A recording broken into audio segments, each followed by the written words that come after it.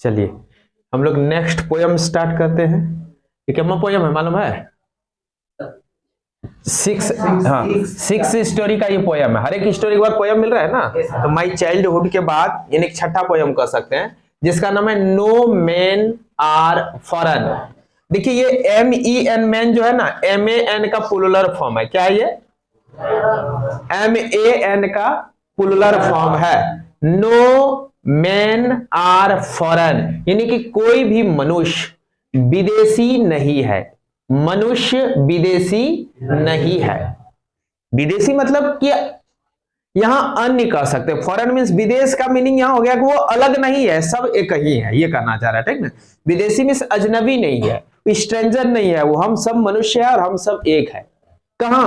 On the globe, धरती पर। कहां की बात हो रही है? इस पूरे धरती पर। इसमें कितने कॉन्टिनेंट है? 7 कॉन्टिनेंट है ना। हर एक कॉन्टिनेंट का जो पीपल है कहता है वो अलग नहीं है, मैन अलग नहीं है, हम सब एक ही है। कोई दिक्कत? अब पढ़ते हैं, देखिए क्या कर रहा है। और एक चीज जान लीजिए आप लोग, देखिए इसका जो पोएट है वो है जेम्स किरकप। कौन है? हाँ, इसको करकप भी बहुत आदमी पढ़ता है, ठीक ना। बाकी इनका माँ बाप जो है उसको करकप पुकारते थे, किरकप पुकारते थे, ठीक ना। जेम्स करकप। क्या है? जेम्स करकप। कौन है? आप लोग किरकप इसलिए पढ़िए क्योंकि इंग्लिश पूरा मजबूत नहीं है, आपको स्पेलिंग याद रखना आसान हो जाएगा। KIRKUP, किरकप, ठीक ना। जेम्स किरकप। अब आगे स्टार्ट करते हैं स्टैंजा नंबर 1 से। तो नो मैन आर फॉरेन कौन लिखा है? James Kirkup. कौन लिखा है? जेम्स किरकप। जेम्स किरकप। जेम्स किरकप कौन लिखा है? जेम्स किरकप। इसमें क्या संदेश दे रहा है कि ये पूरा धरती का हर एक मनुष्य जो है, हर एक मैन जो है वो एक ही है, अलग नहीं है। देखिए, हैव यू एवर थॉट, क्या आपने कभी सोचा है? हैव किसके लिए आया है? प्रेजेंट परफेक्ट टेंस के लिए ना। यू, आपने, एवर मींस कभी, थॉट सोचा है, आपने कभी सोचा है। ऑफ सम पीपल, कुछ लोगों के बारे में, एज स्ट्रेंज कि वो एक अजनबी है, और अदर कंट्रीज या अन्य देशों से है, एज फॉरेन जिसको कि हम विदेशी कहते हैं। आप सोचे ऐसा कभी कि सम पीपल इस जो अर्थ पर, सम पीपल जो है, कुछ लोग जो है, सम पीपल वो अजनबी है आपके लिए बिल्कुल। अरे ये तो फॉरेन है, ये तो विदेशी है, ये अजनबी है, या अदर कंट्री का है, या फॉरेन है, ऐसा कभी आप सोचे हैं? सोचे है ना। कहता है वी हैव मेनी वेज, हमारे पास क्या है? मेनी वेज मीन्स बहुत सारे तरीके। क्या है? वी हैव मेनी, मतलब क्या हुआ? हम लोगों के पास बहुत सारे तरीके हैं। ऑफ थिंकिंग, सोचने का, ऑफ अदर पीपल, अन्य लोगों के बारे में, एज डिफरेंट, अलग अलग, फ्रॉम अस, हम लोगों से, अन्य लोगों के विषय में हमारे पास बहुत सारा तरीका है कि इस तरीके में वो अलग है। बात समझे? वो अलग क्यों है, क्यों कहते हैं अलग, कौन कौन से तरीके से कहते हैं? एज देम, जैसे कि वे लोग हैं वैसे ही उन लोगों को हम लोग अपने से अलग ही समझते हैं, जैसा कि वो लोग अलग है ही। कहता है they may belong to a different country, तो एक तरीका बता रहा है कि वो अलग अलग कंट्री से बिलोंग करता है, इसलिए हम लोग अलग अलग कहते हैं। ये नहीं कहते हैं कि देखो कोई यहाँ का है, कोई यहाँ, देखिए हम लोग जैसे इंडिया वाले यहाँ है ना, एशिया कंटिनेंट में है, इंडिया वाले यहाँ है। अब कोई अमेरिका वाला होगा तो यहाँ मिलेगा, आपको दक्षिण अमेरिका का होगा तो यहाँ होगा। बात समझ रहे हैं ना। तो अलग अलग कंट्री से है, अलग अलग कॉन्टिनेंट से है। कहता है दे मे बिलोंग, वे हो सकते हैं, टू अ डिफरेंट कंट्री, अलग देश का, इसलिए वो अलग है। कहा ना, यानी कहा था देखिए कि हमारे we have many ways of thinking of other people, अन्य लोगों को सोचने के विषय में हमारे पास कई तरीके हैं, एज डिफरेंट, अलग अलग, फ्रॉम अस, हम लोगों से, वो अलग अलग है हम लोगों से। इस चीज को जानने के लिए हमारे पास क्या है, बहुत सारे तरीके हैं ना। कहता है they may belong to different country, वे अलग अलग देश से हो सकते हैं। बिलोंग मीन्स किसी चीज से होना, बात बुझे। और स्पीक अ डिफरेंट लैंग्वेज, या तो वो अलग अलग लैंग्वेज बोलते हैं इसलिए हम कहते हैं वो अलग कंट्री का है। इंग्लिश बोल रहा है बोलते हैं ब्रिटेन का है ना। ऐसे करके अलग अलग लैंग्वेज, अगर वो बोल रहा है डिफरेंट लैंग्वेज बोल रहा है, तो लैंग्वेज देख करके भी हम लोग कहते हैं तुम विदेश का हो क्या, ना बोल देते हैं। तो लैंग्वेज के कारण, अलग कंट्री के कारण उसको हम लोग क्या कहते हैं, फॉरेन है, फॉरेनर है, क्या कहते हैं। हाँ, इन दिस पोयम, कहता है इस पोयम में, हाउएवर, हालांकि, द पोएट रिमाइंड्स अस, हमें याद दिलाता है। रिमाइंड्स मीन्स याद दिलाना, अस मीन्स हमें। तो द पोएट रिमाइंड्स अस, कभी क्या करते हैं, हम लोगों को याद दिलाते हैं, ऑफ द मेनी वेज, बहुत सारे तरीके, इन विच, जिसमें कि we are all the same. अब कहता है डिफरेंट वो नहीं हो कि हम लोग उस तरीकों को सुनेंगे और हम समझ जाएंगे कि we are all the same, हम सभी एक ही है। For we are all human, और हम सब क्या है, ह्यूमन है, मानव है, और कोई विदेशी देशी कुछ नहीं है, सब हम लोग एक ही है। कैसे जानेंगे, तो कहता मेनी वेज है, बहुत सारे तरीके हैं पहचानने का, और सारा तरीका यहाँ पोएट याद दिलाता है हमको। अब इस पोएम में क्या होगा, अनुमान लगा पाएंगे आप कि हम और विदेश वाले क्यों विदेशी नहीं है, किस तरीके से हम कह सकते हैं हम लोग एक ही है। जैसे कहते हैं हम पानी पीते, वो भी पानी पीते हैं, तो क्या कहिएगा, एक ही नहीं कहिएगा। हम लोग, अब आप लोग हागुमुतु करते हैं, वो लोग भी हागुमुतु करता है, क्या कहिएगा उसको, एक ही है। हम भोजन खाते हैं मुंह से, तो वो भी मुंह से खाता है, कही है। कान से सुनते हैं, कान से सुनता है, कही हम धरती मिट्टी पर रहते, वो भी मिट्टी पर रहता है। हम कपड़ा पहनते, वो भी कपड़े पहनता है, हमारे कपड़ा के अंदर जो अंग है वही उसके कपड़ा के अंदर भी है, तो उसको हम फॉरेन क्यों कहते हैं। तो ये सब वेज हुआ, यही डिफरेंट वेज हुआ याद दिलाने का कि ऑल, वी ऑल आर क्या चीज, तो ह्यूमन बीइंग, हम सभी क्या है, ह्यूमन बीइंग है, हम सभी मानव ही है, बात बुझे। तो कौन कौन तरीका बताता है, पहले कहा कि बहुत सारे ऐसे तरीके हैं जो कि हम सोचते हैं, थिंकिंग करते हैं कि पीपल जो है वो डिफरेंट है हम लोगों से ना। जिसमें से कहा कि वो डिफरेंट कंट्री का, इसलिए इसको डिफरेंट कहते हैं, वो लैंग्वेज स्पीक करते हैं अलग अलग, इसलिए भी अलग कहते हैं। लेकिन बहुत सारे ऐसे भी तरीके हैं जिसके कारण हम उसको क्या कहेंगे, ये डिफरेंट नहीं है, सब मानव है और सब एक ही है। तो पैराग्राफ स्टार्ट करो। देखिए पहला पैराग्राफ गौर से देखिए आप लोग। रिमेंबर मीन्स याद रखें, नो मैन आर स्ट्रेंज, कोई मनुष्य अजनबी नहीं है, नया नहीं है, अलग नहीं है, स्ट्रेंज। और क्या, नो कंट्रीज फॉरेन, कोई भी देश विदेश नहीं है। बीनीथ ऑल यूनिफॉर्म्स, सभी कपड़े के भीतर, जितना भी यूनिफॉर्म है उन कपड़ों के भीतर, अ सिंगल बॉडी ब्रीथ्स, वही एक ही शरीर जो है सांस ले रहा है। क्या कर रहा है, सांस ले रहा है। ब्रीथ मीन्स सांस लेना।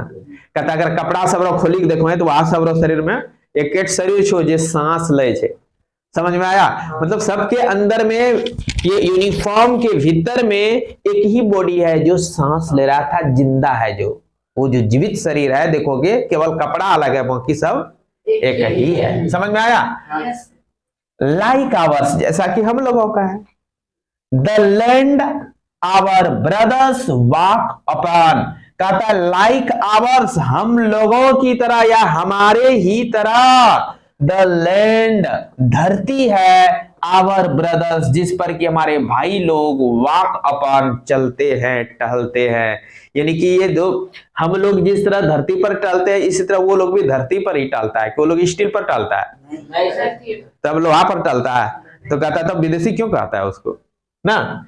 लाइक आवर्स, हमारे ही जैसे, हम लोगों के ही तरह, द लैंड वॉक अपॉन, धरती है टहलने के लिए, आवर ब्रदर्स हमारे भाई लोगों को।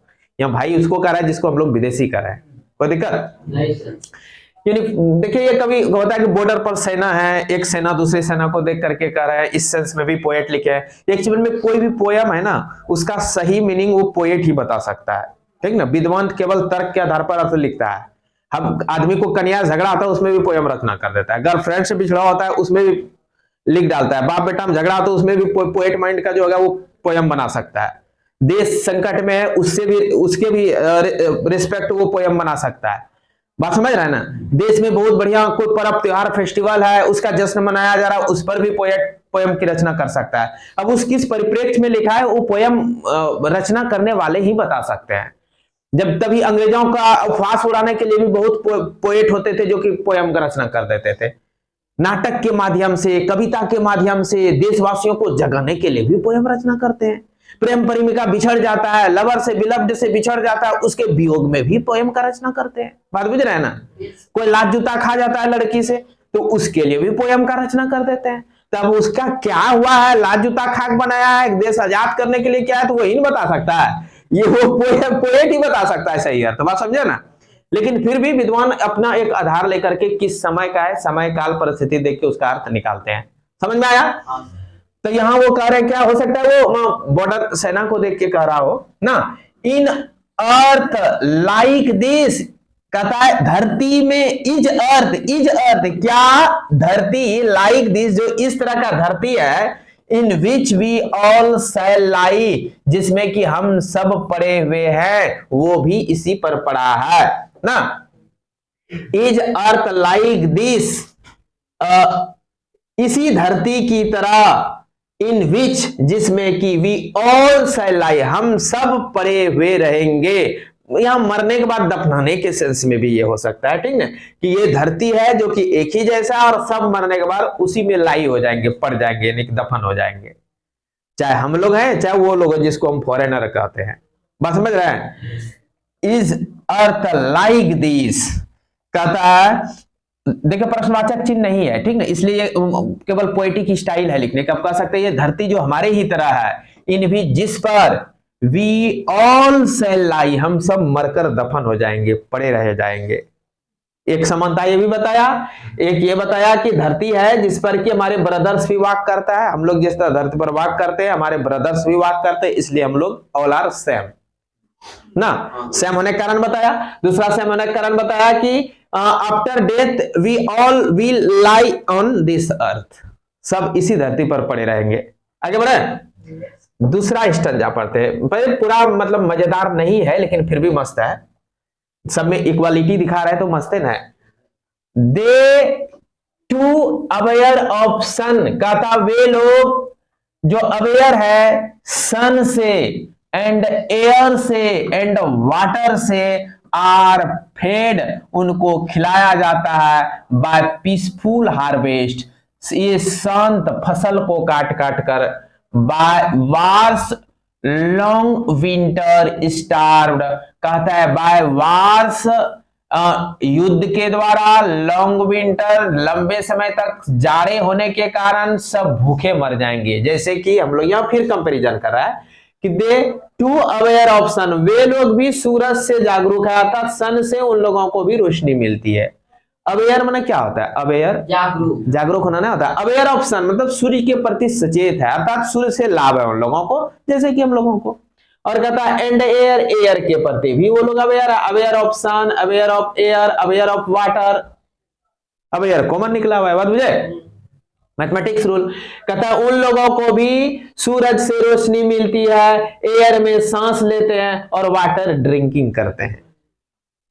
कहीं अब ड्रिंकिंग करना तो एयर क्या करता है, एयर से नहाता है, वाटर से सांस लेता है, तो बस कॉमन बात है। जब मानव की बात कर रही है तो हम लोग कॉमन बात ले सकते हैं ना। पोयम का अपना पोएटिक स्टाइल होता है, वर्ड धर देगा उसका मीनिंग निकालना पड़ेगा, बात बुझे, और निकालते निकालते ब्रेन बढ़ जाएगा, लगेगा हाँ अब निकाल लेंगे क्या है ये। पोयम का अर्थ निकालना तो मजा लगता है। कहता है कि दे टू अवेयर ऑफ सन, वे लोग सूरज से रोशनी लेते हैं, सूरज से भी जागरूक रहता है, एयर से भी हवा लेते हैं और वाटर भी वे लोग ड्रिंकिंग करते हैं, अर्थात all are same. Are fed means are fed by peaceful harvest, कहता है ये शांत फसल के द्वारा उन लोगों को खिलाया जाता है ना।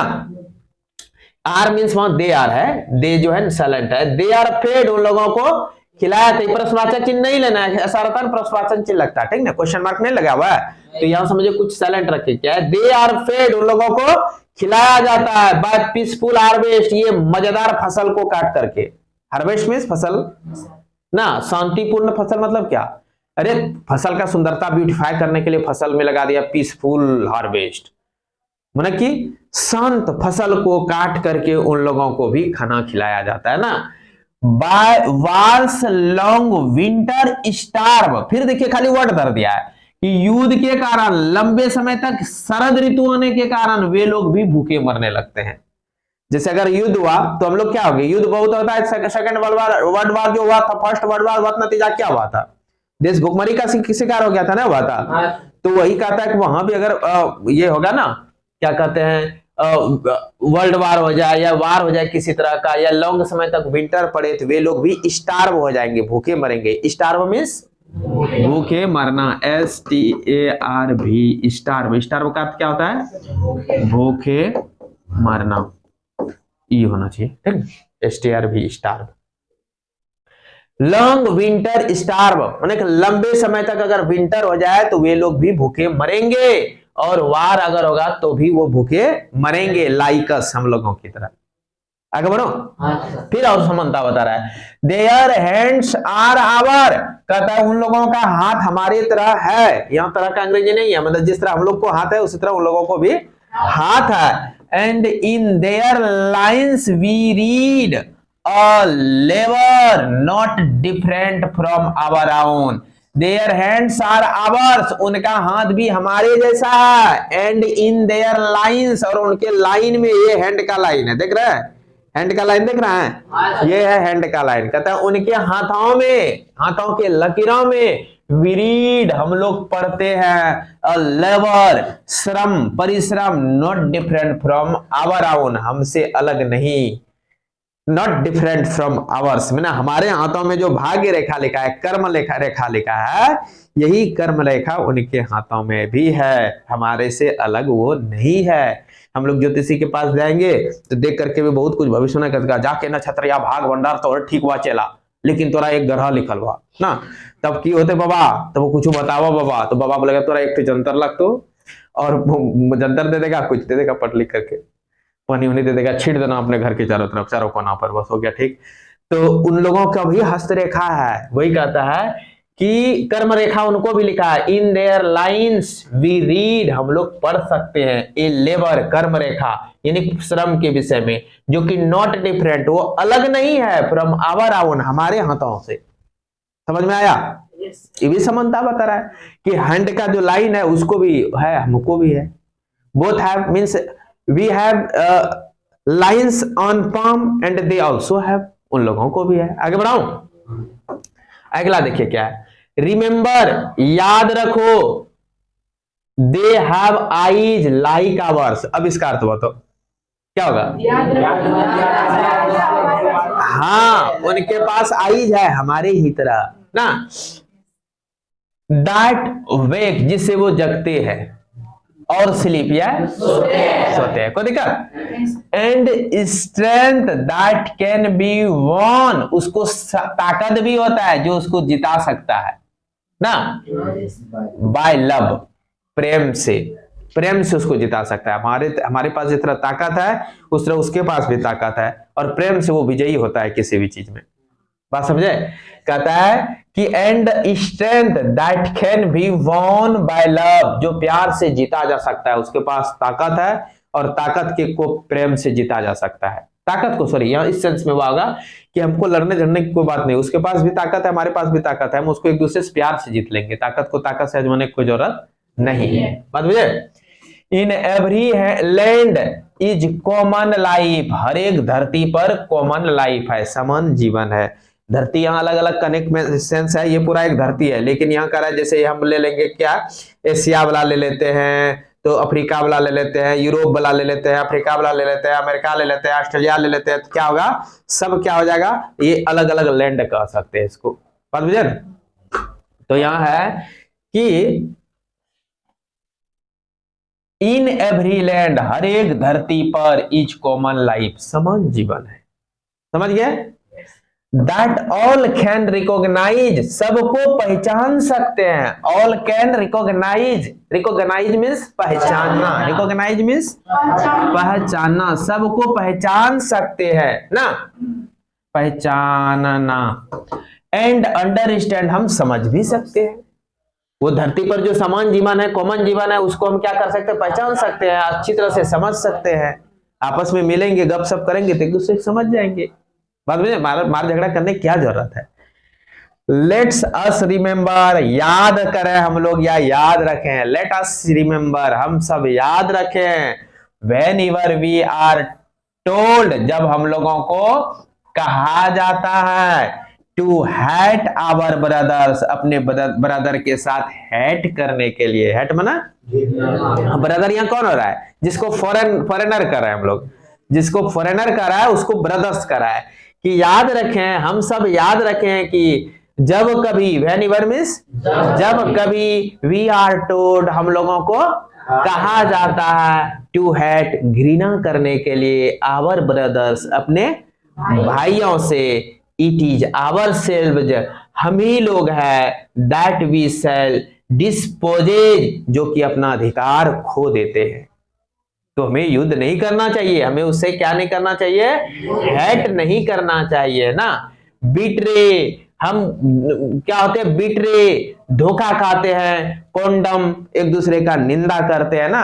कॉन्डम मीन्स, हाँ, CONDEMN, एन साइलेंट रहता है, इसको कॉन्डम पढ़ते हैं। कॉन्डम का अर्थ होता है निंदा करना, निंदा करना। कोई दिक्कत? हाँ, वो कॉन्डम नहीं है जिसको तुम लोग समझ लिया। लेट अस रिमेंबर, हम लोग याद रखें। Whenever we are told, जब कभी हम लोगों को कहा जाता है, टू हेट, घृणा करने के लिए, आवर ब्रदर्स, अपने भाइयों से, इट इज आवर सेल्व्स, हम ही लोग हैं, दैट वी शैल डिस्पोजेज, जो अपना अधिकार खोने लगते हैं। बिट्रे, घृणा करने लगते हैं। कॉन्डम, निंदा करने लगते हैं ना एक दूसरे में। लोगों को सिखाने पे हम लोग ऐसा करते हैं, जबकि हम प्रेम से रह सकते हैं। देखिए यहाँ क्या कर रहा है जानते हैं, पूरा धरती को एक सूत्र में जोड़ने का काम कभी कर रहे हैं कि हर एक अगर अपने भाई समझने लगे, हम सब मिल के रहने लगे, तो आपस में झगड़ा विवाद नहीं होगा, डिस्प्यूट नहीं होगा ना। आगे बढ़े। रिमेंबर, याद रखें। We who take arms against each other, कि वी, हम ही लोग हैं, हु टेक, जो उठा लेते हैं, आर्म्स, हथियार। Arms means against each other, एक दूसरे के विरुद्ध में। अगेंस्ट मीन्स विरुद्ध। ARMS, आर्म्स मीन्स, जान रहा है ना। कोई नया वर्ड मिलेगा तो बोलना, उसको हिंदी में मैं बोल भी दे रहा हूं, बगल में लिख भी सकता हूं, परेशान नहीं है ना। ओ लास्ट आ गया। अब आगे कहा जाता है, इट इज द ह्यूमन अर्थ, या ह्यूमन का अर्थ है, मतलब मानव का अर्थ है, दैट वी डिफाइल, जिसको हम गंदा कर दिए हैं, प्रदूषित कर दिए हैं ना। डिफाइल मीन्स गंदा करना, प्रदूषित करना। कहता है यह, इट इज द ह्यूमन अर्थ, यह मानव का धरती है, दैट वी डिफाइल, जिसको हम गंदा कर दिए हैं, प्रदूषित कर देते हैं। Our hells of fire and dust outrage the innocence of air that is everywhere our own. Remember, no men are foreign and no country is strange. कोई आदमी विदेशी नहीं है और कोई भी देश अजनबी नहीं है, अर्थात सब अपना है, अर्थात सब अपना है। देखिए समझ गए आप लोग ना, पूरा समझ गए? दो लाइन नहीं समझे, इसका हिंदी नहीं बोले इसका हिंदी। देखिए कहता है कि इट इज द ह्यूमन अर्थ, यह मानव का धरती है, दैट वी डिफाइल, जिसको हम डिफाइल कर देते हैं, मतलब दूषित कर देते हैं ना। आगे देखिए, our hells of fire and dust, यहां देखिए कितना आसान वर्ड है। फायर ना, डस्ट में धूल कर, हेल्स मीन्स होता है स्वर्ग, यहाँ हवा के सेंस में ले सकते हैं कि हमारा हवा या हमारा आसमान, हमारा स्वर्ग। हेल मीन्स, तो क्या हुआ, हमारा जो ये आग और धूल कण का स्वर्ग एक नरक है? हाँ नरक है। स्वर्ग स्वर्ग सब बच्चा बोले, हम भी स्वर्ग बोलते हैं, सॉरी।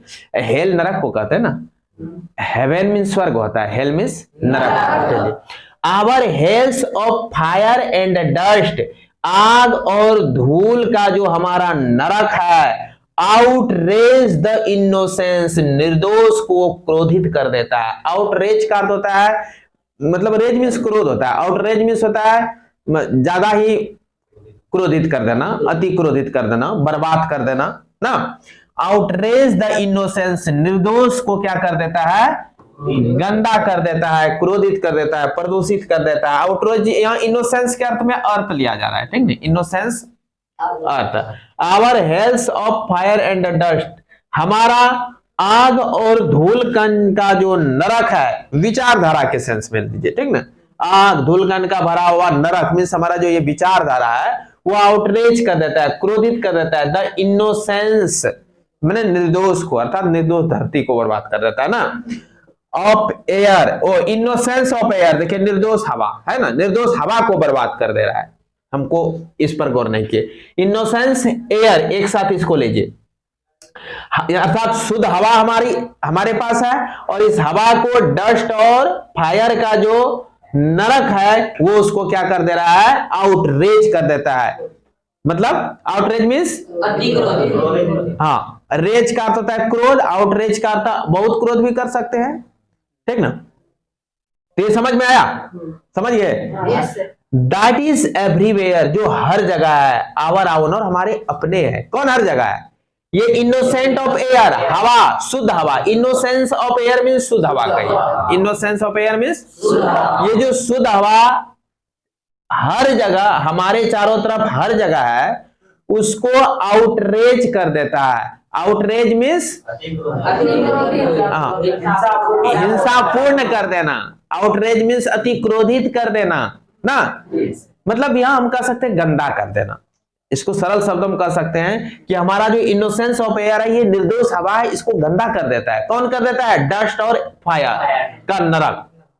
बहुत डस्ट उड़ रहा है, बहुत अग्नि मीन्स क्रोध के सेंस में ले सकते हैं, ठीक ना। धूल कण ये सब जो है ये क्या करता है? हमारा शुद्ध हवा को प्रदूषित कर दे रहा है। नो मैन ऑफ फॉरेन, कोई मैन फॉरेन नहीं है, यानी विदेश का नहीं है। एंड नो कंट्री स्ट्रेंज, और कोई कंट्री भी हमारे लिए अजनबी नहीं है, अर्थात पूरा सब समान है, हम लोग सब एक है। ये कौन कह रहे हैं? James Kirkup. कौन कह रहा है? पोयम का नाम क्या हुआ? No man are foreign. बोलो, no man are foreign. James Kirkup. 3 बार बोलो।